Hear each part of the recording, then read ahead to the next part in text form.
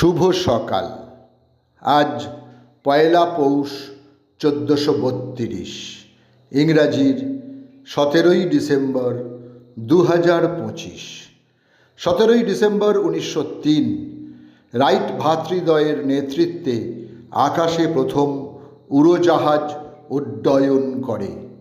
আজ আমেরিকায় right brothers দিবস। পরাধীন ভারতবর্ষের ব্রিটিশ বিরোধী স্বাধীনতা আন্দোলনের একজন কর্মী, বিখ্যাত চিকিৎসক ও সমাজকর্মী সুন্দরীমোহন দাসের আজ জন্মদিন।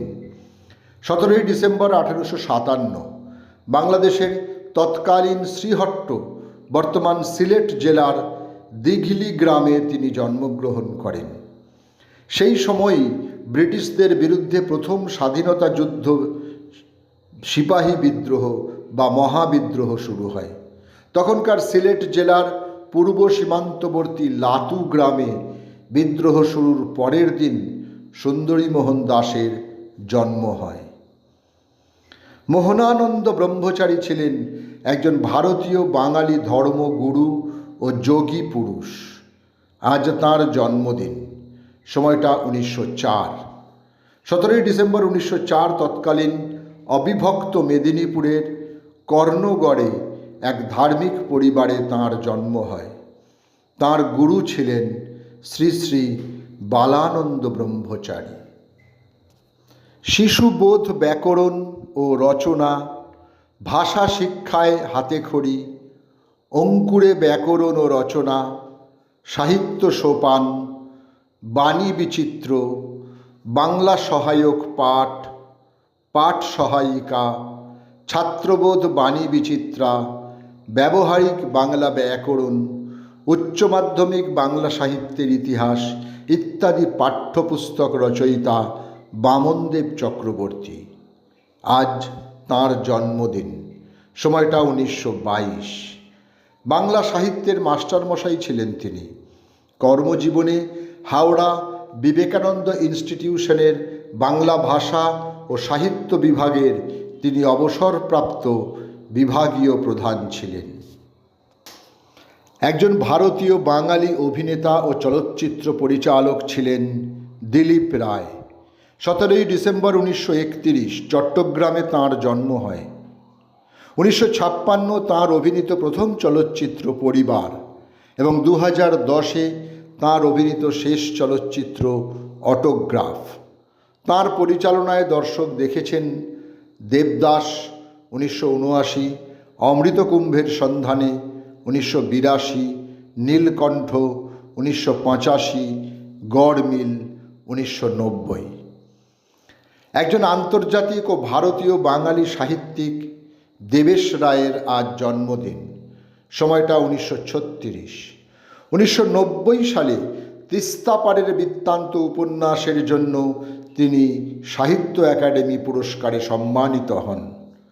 বাংলা সাহিত্যে তিনি একজন ছকভাঙা আধুনিক ঔপন্যাসিক হিসেবেও পরিচিত ছিলেন। পিতৃদত্ত নাম মেহের উন্নিসা। সম্রাট জাহাঙ্গীরের প্রধান মনীষী হয়ে যখন তিনি এলেন, তখন তাঁর নাম হল নূরজাহান। নূরজাহান শব্দের অর্থ জগতের আলো। শারীরিকভাবে তিনি ছিলেন বেশ শক্তিশালী। প্রায়ই তিনি সম্রাটের সঙ্গে বাঘ শিকারে যেতেন। বাঘ শিকারী হিসেবে তাঁর যথেষ্ট খ্যাতি ছিল।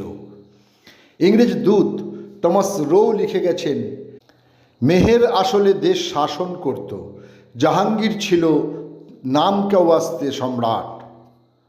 আজ তাঁর মৃত্যুদিন। 17ই ডিসেম্বর 1645 68 বছর বয়সে লাহোরে তিনি শেষ নিঃশ্বাস ত্যাগ করেন।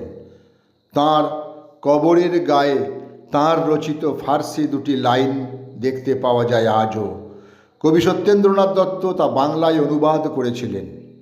গরিব গড়ে দ্বীপ জ্বলে না, ফুল দিও না কেউ ভুলে, শ্যামা পোকার না পড়ে পাখ, দাগা না পায় বুলবুলে। আগুনের ফুল কি? সে রাতের ফুল, পরগাছা, দুই তীর, হেরফের, আলোকপাত ইত্যাদির লেখক চারুচন্দ্র বন্দ্যোপাধ্যায়ের আজ মৃত্যুদিন। 17 ডিসেম্বর 1938 কলকাতায় তিনি শেষ নিঃশ্বাস ত্যাগ করেন। ভাতের জন্মকথা তার একটি বিশেষ উল্লেখযোগ্য শিশুপাঠ্য গ্রন্থ, তবে তিনি সমধিক পরিচিত তাঁর রবীন্দ্র গবেষণাপত্র গ্রন্থ রবিরশ্মির জন্য। 17 ডিসেম্বর 2019 মঙ্গলবার 92 বছরে প্রয়াত হন মারাঠি থিয়েটারের কিংবদন্তি নাট্যশিল্পী শ্রীরাম লাগু। তিনি মারাঠি ও হিন্দি চলচ্চিত্রে সুনামের সঙ্গে অভিনয় করেছেন। পেশায় তিনি ছিলেন ইএনটি বিশেষজ্ঞ। তাঁর নেশা ছিল অভিনয়। ঘাসিরাম কোতওয়াল আজও মানুষ মনে রেখেছে। সকলকেই আমার আনত প্রণাম।